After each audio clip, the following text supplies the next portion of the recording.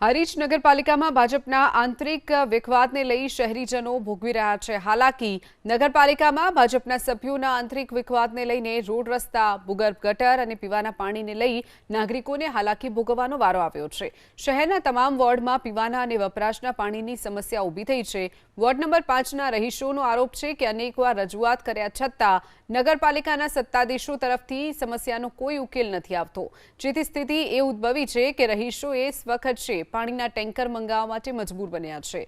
સૌથી આશ્ચર્યની વાત તો એ છે કે વોર્ડ નંબર 5 નગરપાલિકાના પ્રમુખનો વિસ્તાર હોવા છતાં પાણીની સમસ્યાનો કોઈ ઉકેલ આવતો નથી।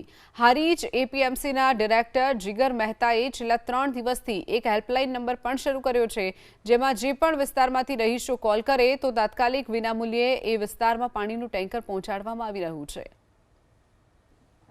તો અમે બધે જઈને પાસ આવી અને અત્યાર સુધી અમારે ટેન્કર અમે નખાવતા હતા પૈસેથી, અને હવે જ્યારના જીગર ભાઈએ લીધું છે હાથમાં તારનું અમારે વરી અમારે ફ્રીમાં આલે છે।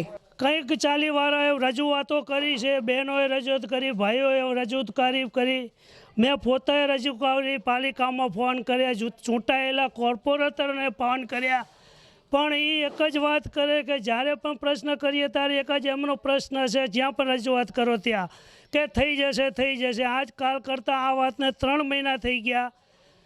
વોર્ડ નંબર 5ની આમ જનતા પબ્લિક છે ક્યાંય સુધી પાણી ભરવા જાય છે, બરોબર, તોય અમારા 5મા વોર્ડનો પાણીનો પ્રશ્ન હજુ સુધી કોઈ સોલ્યુશન આવ્યું નથી।